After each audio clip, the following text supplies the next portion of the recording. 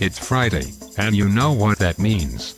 It's time for the Unhappy Hour live sports radio show on thenewamericanmedia.com. Here is your host, Brian Engelman. Hey everybody, happy Friday. Welcome back. Thanks for sticking around and joining us today on the Unhappy Hour here at thenewamericanmedia.com. Want to just remind people that you can find us on Skype if you want to join our conversation. We're talking NBA draft, NBA playoffs, Browns, Indians, Buckeyes, whatever, wherever you want to take it. Anything sports related. And I want to say hello to Hank Xavier of Ron Paul Radio, who just sent us a message on Skype saying, yes, been busy, we need to reconnect. That would probably be for one of our agree to disagree shows where we get into politics and whatnot. But hey, the conversation's always open. I bring the bartender perspective where you talk to the customers about what they feel like talking about. Sometimes they're having a good day and they feel like talking. Sometimes they're grumpy, they're rude, and you want to slap them. But you don't. You just say, okay, not our day to talk. So whatever the case is, if you guys want to chat with us, we're on Skype at TNAM Radio, as in The New American Media. And you can also find us on Twitter at American_media_. Also, to everyone listening to us on YouTube, thank you very much for joining us. Just make sure you click that little subscribe button. We don't put too much nonsense up here. We just kind of update you some sports and some politics, spirituality, and whatnot. So just take a second and click the subscribe button. We're going to start pushing that soon because we're getting tens of thousands of hits, and we certainly appreciate it. Now it's time to move it that next step. We are pleased to be joined here on the Unhappy Hour this June 1st, 2012, with our special co-host, Zak Baris. Zak is an NBA scout and a lifelong Cleveland sports fan. Zak, I want to get into this story and kind of get your thoughts here. I'm just going to kind of set the story up. I'm not sure if our listeners have had a chance to digest it or not.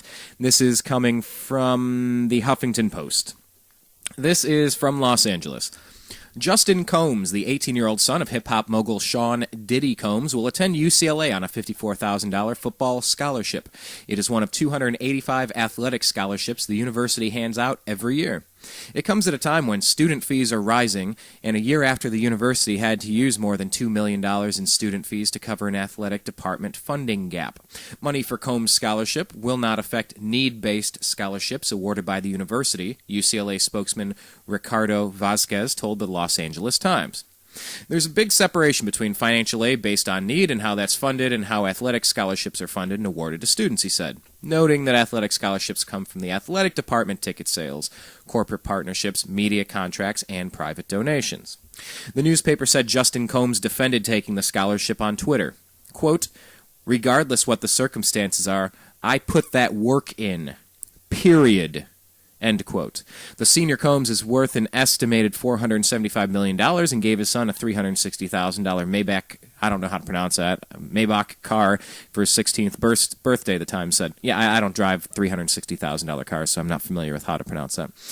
Justin Combs, 5'9", 170-pound defensive back, graduated from New Rochelle Iona Prep in New York with a 3.75 grade point average. He also had scholarship offers from Illinois, Virginia, and Wyoming.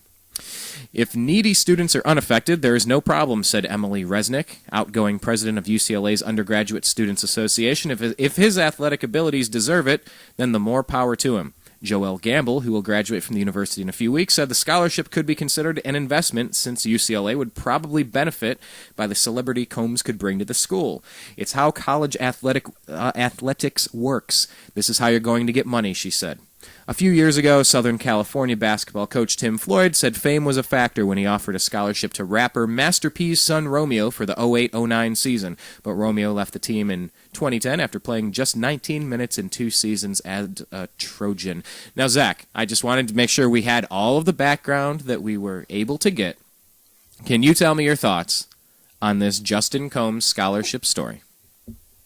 Yeah, I mean, I think, yeah, it's kind of ridiculous that someone whose father made $45 million last year is, getting a scholarship to college, but, I mean, that kind of stuff happens all the time, but the publicity, it basically pays for itself when the university offers a scholarship to a player.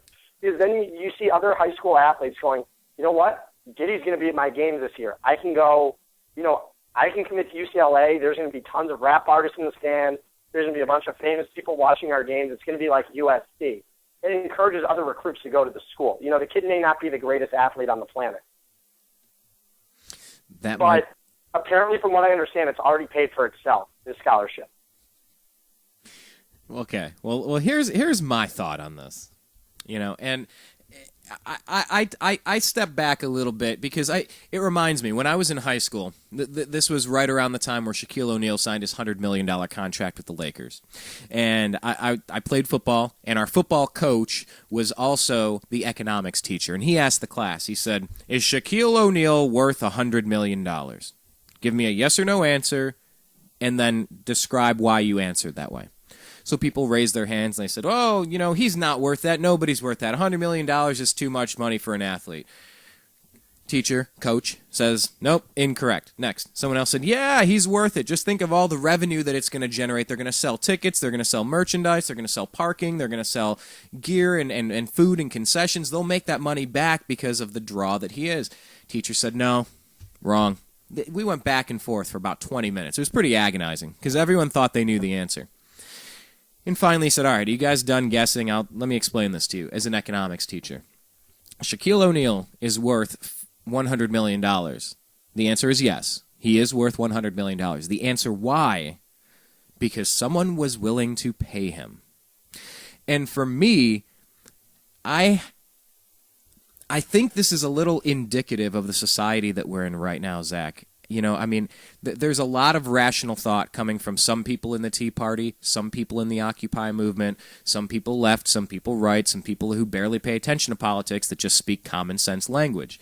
But for me, I find it disgusting that people are trying to say...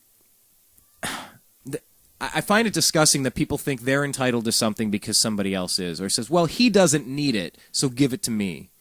And I mean, that's the difference between a capitalistic society and a communist, socialist, Marxist society. And I thought America is a place where if you work hard and do good, you can earn and succeed and provide for your family. And so, this goes way deeper than just sports for me. I take it as kind of a fundamental flaw in our society right now, where some people are saying, "Well, you don't need that." No, who are you to determine? Not you, Zach, of course. But I know exactly what you mean. But here's the thing: the kid's worked hard in school. He has a good GPA. He's a standout athlete on the football field. Just because his dad is who he is, doesn't mean he's not entitled to something. Like I said, just because his dad is Puff Daddy doesn't mean he's not entitled to a college scholarship. If he deserves it, why shouldn't he get one? I happen to grow up in a very privileged suburb of Cleveland. I went to Orange High School, and, a lot of my friends most of my friends, their parents are doctors, lawyers, accountants, stockbrokers. And do they need college scholarships? No, but I had tons of my friends were getting, full rides to colleges, and it just, it just so happens, they've worked hard. It just doesn't matter where you come from. If you work hard, you deserve what you get. And that's my honest opinion is, the kid, I have no problem with him getting a scholarship to college. I really don't. And it just kind of goes back to, you were saying you can watch as an NBA scout. You'll watch players, whether they're in college, whether they're in a prep school, coming out of high school, whatever the case is. You can see their heart and their drive, and it's like we're getting into this election season now where it's, some people are going to say, "Oh, it's right versus left. It's Democrat versus Republican. Oh, it's whatever these games are." I don't buy into any of that crap anymore. I think that it's both one party that's scamming all of us. They just keep us fighting over fringe issues. But I think it strikes at a core because there are some people, I interviewed them at Occupy Los Angeles, that are calling for a socialist society where we all just split the wealth, where it's confiscated from those who have succeeded and given to those who deserve it or something. I don't really follow their logic, but I'm trying to listen to them and expand on the topic. But if someone is willing to offer a scholarship, then he's worth it. And for someone else to question, "Well, your dad has money, you don't need that." To those people, well, who the hell are you to determine what someone needs and someone doesn't just because your dad didn't? I just find that despicable. This is a time where we need to be looking up to successful people and saying, "I need to be that." People need to look up at a LeBron James, as much as I despise that man. But they need to look at the successful people and say, "I can achieve that. I can go for that. I can work hard and do something along those lines." Someone else should say, "Hey, I can go get the next UCLA scholarship," instead of hating on someone because he was successful. Just like, "Oh yeah, Mitt Romney, oh, he's evil because he made money." come on. I know there are Exactly. multiple I mean, layers to it. everybody's goal is to make money. If someone else is in the same position, if let's say the next person who gets the college ride, Puff Daddy's kid, I don't know him well enough. I don't even know him at all. But, obviously he worked hard and he deserved what he got. Like I said again, this is not we're not a communist country here. People are meant to have every opportunity they can get. Yes, is everything fair in this country? No, not at all. But if you work for it and you try hard enough, you may not be able to achieve the success that, Diddy did, but, you can achieve some sort of success and be successful and be able to support your family someday, and hopefully your kid would get a college scholarship someday too.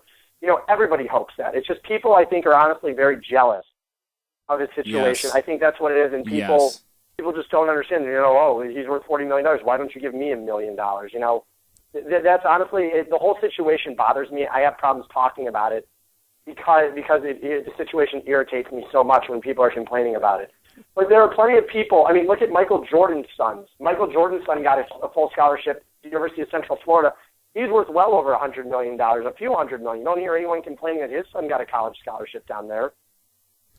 It's pretty disgusting. I mean, imagine if it didn't matter who got drafted. If we were in a socialist, Marxist, communist, whatever utopian fake society that some people are calling for, you wouldn't need NBA scouts because the scores would be 100 to 100 ties. Everybody would score the same amount of. Just keep shooting the free throws till you get 2 in, and then we'll shoot until we get 2 in. There would be no competition. Why would you compete? Because we all need to take let's take from the Yankees. Let's take from the Lakers. Well, they've succeeded. We need their good players. Well, put Pau Gasol on the Cavs. Hey, why don't you grab Derek Jeter and put him on another team? Why don't you? That's not how life works. Life doesn't happen that way, and you wouldn't have a job scouting people to compete and do better than someone else if life worked that way. And I think this is the best country on the face of the planet, and it's not perfect, and we got to get rid of some of the corruption. But when someone is hating so jealously on somebody because they achieved something, I personally find it despicable, and I'm glad we got to talk about it today. We got about 30 seconds left, so Zach, wrap it up for us. Good sir. Well, I want to thank you for having me on the show once again. Always a great time, and love talking Cleveland sports. That's about it. And they can find you at? Z Baris, Z-B-A-R-I-S on Twitter. Well, I'll tell you what, the Indians have hit a bit of a rough patch lately. We're getting into the Browns OTAs, and the Buckeyes are starting to do their spring practices. So I'll tell you what, Zach, I mean, there is more than ample opportunity to bring you back in whenever you feel like talking about some Cleveland-centric sports. So the invite is always open, good sir. Well, thank you very much. I'd love to be on again soon. All right, Zak Baris, thank you very much for joining us again today. It's always great. The insight that he gives, it's whenever you talk to someone, whether it's a financial advisor or an NBA scout, someone that really knows their material so much. When you talk to a shoulder surgeon, as I had to at some point in my life. It's great talking to someone that's so focused in a particular area and really knows the ins and outs, the nuts and bolts of it.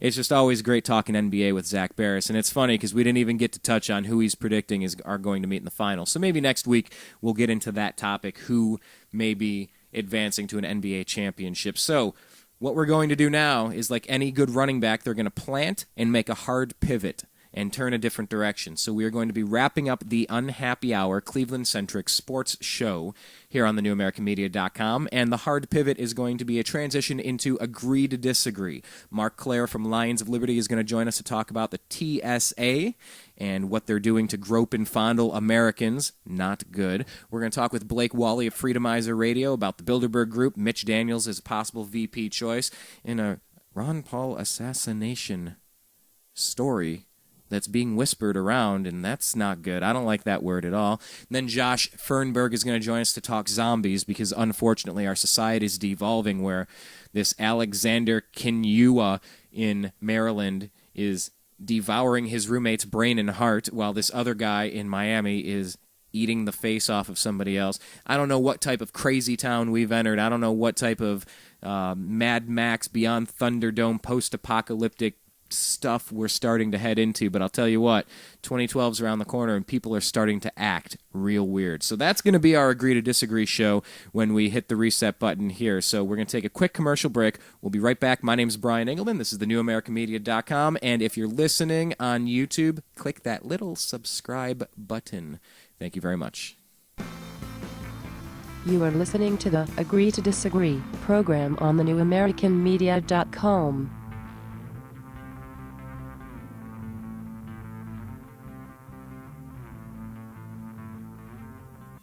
Hi, Brian from thenewamericanmedia.com. Last year I had this idea. I wanted to start a website of my own, not just something, a presence on Twitter, a presence on Facebook, and have a thing. I wanted a website. I wanted a home base for all of the ideas and things I'm interested in. I wanted live radio. I wanted to communicate with the globe. I was tired of being spoon-fed dogma by corporate interest and just, here, believe this, believe this. I said, no, I think there's something underneath the surface, but I didn't know how to do it. So I contacted Ted Distel of disteldesign.com. Ted walked us through the process of, okay, you want videos, you want to do quotes of the day, you want to have a spiritual section, you want to have a 1984 watch where government's intruding and private corporations are intruding into your privacy. Yeah, those are the things that I was interested in. Ted walked me through the process. We built thenewamericanmedia.com, and I encourage you to go online and take a look at our site. That's what he's capable of. Please, if you have an idea, go to disteldesign.com. That's DISTEL design.com. Have you ever considered adopting a pet to be part of your family? Our animal companions can be just as close to us as our human companions. If you're considering adoption, please visit your local shelter and adopt a pet today. Shelter pets make the best pets. Follow thenewamericanmedia.com on Twitter at American_media_.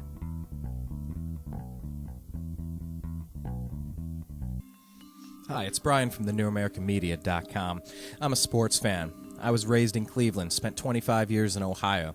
I watched the drive, the fumble, the shot too. I watched Art Modell steal the Cleveland Browns and win a Super Bowl over in Baltimore. I watched a horrible coach named Bill Belichick go on to the Patriots and win Super Bowls over there. Hooray. I am a bitter sports fan. Let's not even talk about what happened with he who shall not be named, who went to South Beach to take his talents there. Excuse me, I almost threw up in my mouth a little bit there. I am a sports fan who cares to talk about the things that matter to me. That is the Indians, the Cavs, the Browns, and the Buckeyes. But of course I pay attention to national sports, and we discuss that on our show as well. That's why we have The Unhappy Hour every single Friday at 3:30 p.m. Pacific. Sit down, have a drink. It's the end of a long work week, and we can all get together and talk about the unhappy times that we've had as sports fans. We've all had them. We've had ups and downs, but as Cleveland fans, we only have downs. Join us.